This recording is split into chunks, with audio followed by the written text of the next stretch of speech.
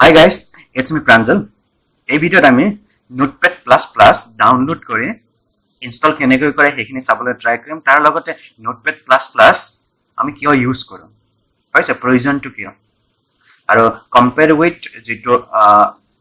normal notepad আৰু notepad plus plus তাৰ লগত অলপমান কম্পেয়াৰ কৰিবৰ কাৰণে ট্ৰাই কৰিম হৈছে তো ফাৰ্ষ্ট আমি ডাউনলোড কৰোঁ নোটপ্যাড প্লাস প্লাস তো যিকোনো ইন্টাৰনেট ব্ৰাউজাৰ এটা ল'ব আছে ব্ৰাউজাৰ এটা লৈ গুগলত গৈ নোটপ্যাড প্লাস প্লাস বুলি সাৰ্চ কৰিব তো নোটপ্যাড প্লাস প্লাস ডাউনলোড মই ক্লিক কৰিছো তো অটোমেটিকলি আপোনাৰ যেটো অফিচিয়েল ৱেবসাইট হেতু শো কৰিব দিছ ওয়ান আছে তাতে ক্লিক কৰিব ক্লিক কৰাৰ লগে মানে এতিয়ালৈ যেটো আপডেট ভাৰ্সন হেগিটা আপোনাক শো কৰিব যদি পুৰণা ভাৰ্সন ল'ব বিচাৰে আপুনি ল'ব পাৰে তো মই যেটো মোৰ 32 বিট হয় দিছন যদি আপোনাৰ 64 বিট হয় এটো ল'ব আপোনাৰ আছে ক্লিক কৰিব ক্লিক কৰাৰ লগে লগে অটোমেটিকলি আপোনাৰ ডাউনলোড হৈ যাব হৈছে ডাউনলোড হৈছে নে ওকে ডাউনলোড হৈ আছে ওকে ডাউনলোড হৈ গলে তো এটো বাই ডিফল্ট আমাৰ ডাউনলোড ফল্ডাৰত যাব তো এটো কাৰণে আপুনি ডাইৰেক্টলি শো in folder চাব এটো দিছ ওয়ান হৈছে দুটা আছে অলৰেডি এটা ডাউনলোড আছিলে ট্ৰাই গৈছে যিকোনো এটা ৰান কৰি দিব তো ৰাইট ক্লিক কৰি ৰান এজ এডমিনিষ্ট্ৰেটৰ কৰিব হা আইডাৰ আপুনি ৰান এজ এডমিনিষ্ট্ৰেটৰ নকৰি ওপেনও কৰিব পাৰে বা ডাবল ক্লিকও কৰিব পাৰে মই এটো সিকিউৰিটিৰ জৰে প্ৰবলেম নহয় পাৰমিশনৰ জৰে প্ৰবলেম নহয় তো হেতু কাৰণে মই ৰান এজ এডমিনিষ্ট্ৰেটৰ কৰিছো ক্লিয়াৰ তো আপুনি ইয়েস কৰিব ওকে নেক্সট এটা ডিফল্ট যেটো destination folder okay notepad plus plus install কৰিবকে ইয়া মিনিমাম ৰিকুৱাৰমেন্ট আছে 10 MB হৈছে মোৰ ফ্ৰী স্পেস আছে এপ্ৰক্সিমেটলি 1 GB হৈছে 1 GB স্পেস মানে মোৰ হাৰ্ড ডিস্ক ফ্ৰী আছে হৈছে এনাফ 10 MB হে প্ৰয়োজন হয় হৈছে তো নেক্সট মোক উইন্ডোজত মানে ডেস্কটপত শৰ্টকাট লাগে যদি আপুনি টিক কৰিব যদি প্ৰয়োজন নহয় তেতিয়ালে আনটিক কৰি দিব মোৰ প্ৰয়োজন হয় মই টিক কৰিছো ইনষ্টল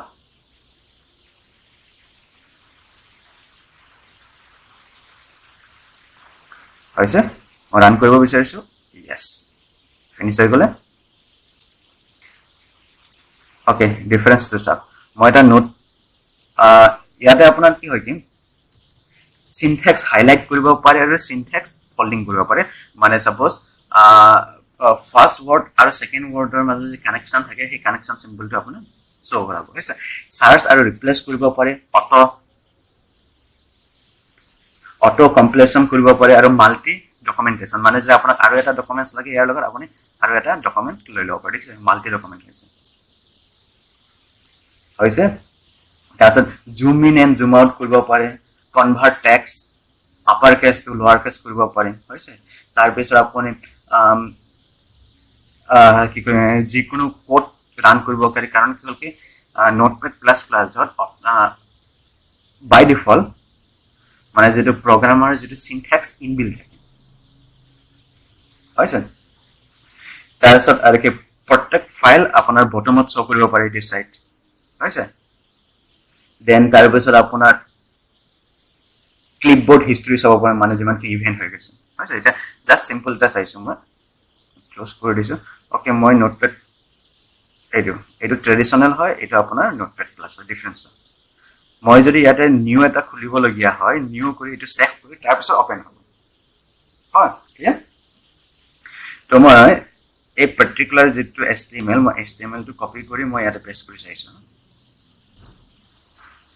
আইছে যদি মই এটা সেভ কৰো সেভ কৰাৰ লগে লগে ইয়াৰ যিবোৰ সিনট্যাক্স হাইলাইটিং বা সিনট্যাক্স ফল্ডিং খিনি শো কৰিব সব মই সেভ কৰি আছো সেভ এজ মই কি কৰিম HTML কৰিম ন মই সাপোজ মই ডেস্কটপত কৰিছো আপোনাৰ ইয়াতে চাব ইয়াতে যিমান খিনি প্ৰগ্ৰামিং ল্যাঙ্গুৱেজ প্ৰায় ভাগৰে এক্সটেনশন খিনি আপুনি ইয়াতে ইনবিল্ট পাব তো মোৰ কি আছিল HTML আছিল তো HTML ইয়াতে পাব আপুনি HTML ক'ত থাকিলো HTML this one HTML ঠিক আছে hypertext markup language ঠিক আছে তো আমি ক্লিক কৰিব ক্লিক কৰিলে লিখিছে .html আপুনি যিকোনো নাম দিব পাৰে মই সাপোজ new one বুলি দিছো সেভ কৰি দিও সেভ কৰিলে দেখিছে syntax folding হৈ গ'ল binding হ'ল this HTML linked this HTML হৈছে head clear হৈছে তো notepad++ to হৈছে suppose আপোনাৰ WordPress language হৈছে যিকোনো কোডৰ কাৰণে আপুনি ইউজ কৰিব পাৰে clear suppose আপোনাৰ HTML JavaScript CSS PHP হৈছে তো আজিলৈ